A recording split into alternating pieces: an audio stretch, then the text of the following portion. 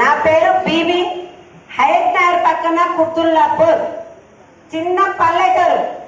మా ఊరికి రెండు బస్సులు. ఎన్ని బస్సులు? ఇందులోకి నేను చదువుకుంది 2వ తరగతి. మీరైనా నేనైనా పని చేసేది ఎక్కడ పని చేసినా దేనికి చెప్పండి? దేనికే? డబ్బుల కోసం. అదే డబ్బులు రేపు పిల్లలు పెడతారో పెట్టరో తెలియదు, కానీ పిల్లల్ని పోషించుకోవాలి. అవునా కదా? నాకే చదువు లేక నేను అన్ని పనులు చేస్తున్నా. నా పిల్లల్ని ప్రైవేట్ స్కూల్లో చదివించాలంటే ఏదో ఒక పని చేయాలి. వ్యవసాయం పని చేస్తే నెల జీతాలు రావు. వసియా నెల రోజులు చెయ్యాలి, 4 రోజులు గోడలు గీక్కుంటూ కూర్చోవాలి. అవునా కదా?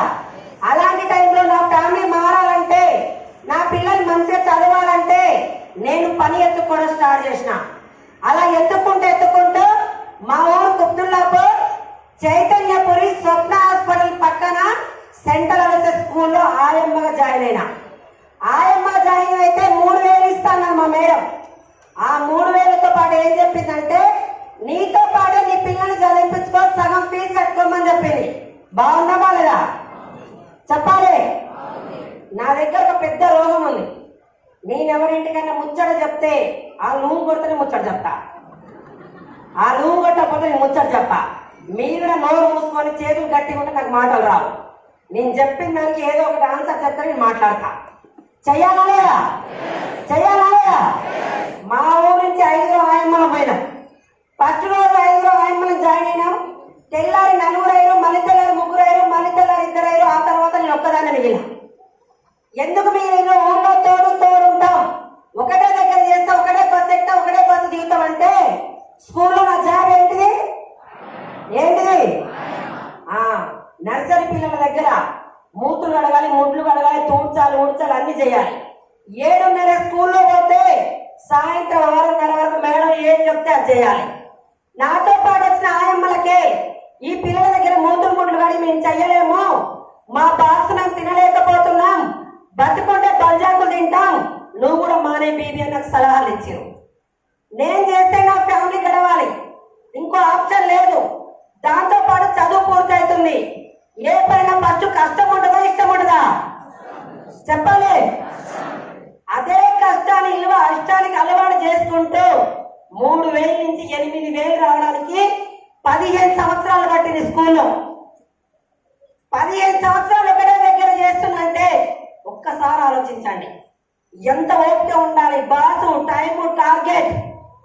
నెల రోజుల్లో 3 సార్లు ఏలు పెట్టుడు. లేట్ అయితే 8 గంటలకే ఏలు పెట్టాలి. అలా లేట్ అయితే ఒకరోజు జీతం కట్టు. అలా 7:30 స్కూల్లో ఉండాలి, 6:30 బయటికి వెళ్ళాలి. అలా 15 సంవత్సరాలు నర్సరీ పిల్లల దగ్గర సేవ చేస్తే ఈ రోజు మేము ముందు నిలబడటానికి కారణం, పక్కింటోళ్ళు ఎదురింటోళ్ళు అబ్బాయి ఎవరు చెప్పరు, సాక్షాత్తు ఏ దేవుడు రాడు, వచ్చినా కూడా మన నమ్మం. అవునా కదా? ఫస్ట్ ఎవరైనా కూడా వెస్టేజ్ గురించి చెప్పిన వారికి దయ్యంలా కనపడతారు. ఆ దేవుడికి అర్థమైంది 15 సంవత్సరాలు చిన్నపిల్లలకు సేవ చేస్తుంది అని. నేను ఈ రోజు మీ ముందు నిలబడటానికి కారణం మా గ్రేట్ అప్లైనర్ విఎంసీఎం పాండసారికి.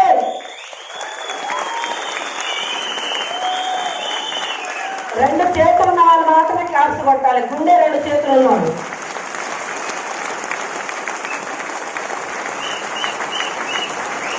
మనకు ఒక పూట అన్నం పెడితే మనం చనిపోయినాక మర్చిపోలే వాళ్ళని. అవునా కదా?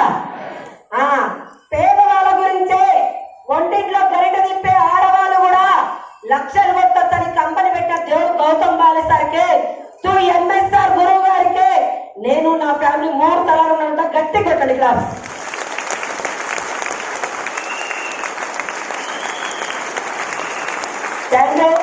పాండసార్ మా రోడ్ కండక్టర్ ఒక మీటింగ్ లో కూర్చోబెట్టడానికి 3 నెలలు వెంటబడ్డాడు. సార్ ఒక మీటింగ్ కదా, సూపర్ ఉన్నాయి, నీ తలరాత మారిపోతుంది మేడం రండి అన్నాడు.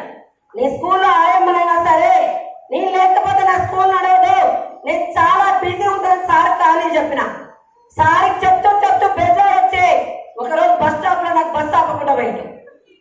ఆయనతో నాకు గొడవ ఎందుకు, మీటింగ్కే రమ్మంటుండే కదా. ఒక మీటింగ్కి వెళ్ళినా.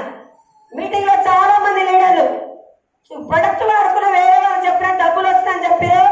అందులో ఒక మేడం హర్షమాలకు చెప్పింది, నాకు అదొక్కడి కరెక్ట్ ఒక 2000 తెచ్చుకొని ప్రొడక్ట్స్ వాడుకుంటే 27 రోజుల్లో 10 సంవత్సరాలు హర్షమాల తగ్గిపోయింది. తగ్గిపోయిన విషయం చెప్పచ్చలేదా? చెప్పచ్చలేదా? ప్రొడక్ట్ వాడుకుంటే కడుపులకేంచి వస్తుంది మాట, వాడుకోకపోతే గొంతులకేంచి వస్తుంది.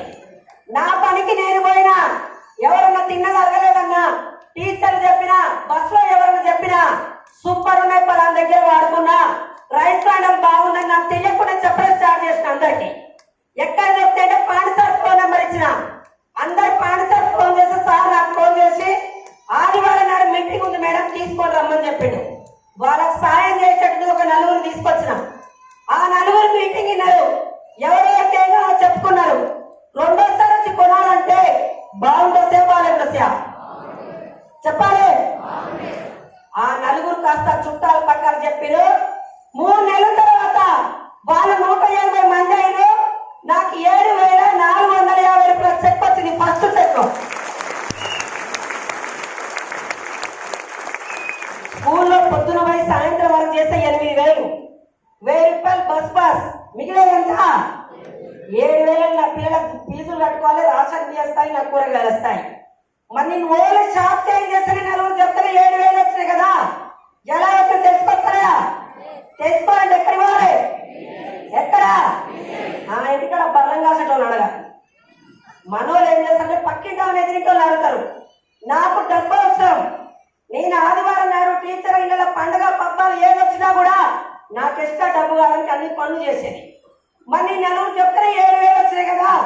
ఒక మీటింగ్కి వెళ్ళా, 2వ మీటింగ్ అనిపించింది. 2వ దానికి పోయినా 3 అనిపించింది. అక్క 30 మీటింగ్స్ అటెండ్ అయినా. 30 మీటింగ్లు అటెండ్ అయితే కొంచెం గట్టి కొట్టాను.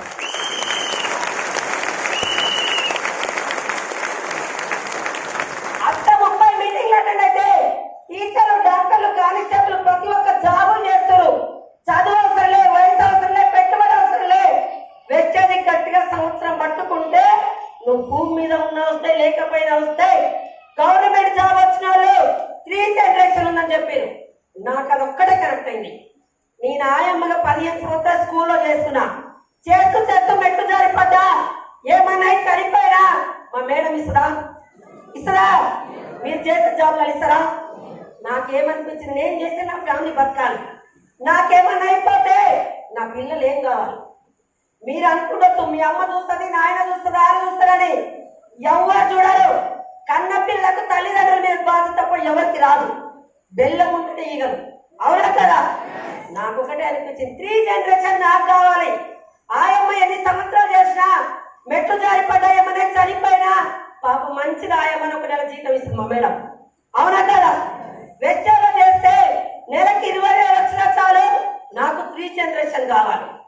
3 జనరేషన్ కానీ పక్కింటి వాళ్ళు ఎదింటి అమలక్కరని అందరు చెప్పిన వాళ్ళు ఏమన్నారంటే, పిచ్చిదానం మేము ఆల్రెడీ పోయి వచ్చినాం, రేట్లు ఎక్కువ ఉన్నాయి, ముందర జాయిన్లకు వస్తాయి, ఎక్కువ రోజులు ఉండదు కంపెనీ, ఇలాంటి మస్తు చూసినాం చెప్పింది. ఓయమ్మ నిజమేనంటే అక్క, నేను కూడా పాండి సర్పం చిత్తా పెట్టినా. మరి ఎవరు అట్లే పాండి సర్పం చిత్తా పెట్టినా. నేను ఎవరికైనా ముచ్చట చెప్తే ఓయమ్మ నా చుట్టూ ఈగలాలంటే ఆగుతాను. నేను ఒక్కటే సార్ ఎవరు అంటే నా వల్ల కాదని చెప్పిన. ఎంఎస్ఆర్ గురుగారు పాండి సార్ మా ఇంటికి వచ్చారు. ఒకటే ఒక మీటింగ్ రా మేడం అన్నారు. ఒకటే ఒక మీటింగ్ బూట్ క్యాంప్ గణపవరం మీటింగ్కి వెళ్ళినా. ఆ మీటింగ్ లో చాలా మంది మాట్లాడారు. నాకు అందులో ఒకటే ఒక మేడం, నా పేరు లలితమ్మ, నేను చదువుకుంది 4వ తరగతి, నా వయసు 60 సంవత్సరాలు, నాకు 1,30,000 అని చెప్పింది ఆ మేడం. గట్టి కొట్టొస్తారు.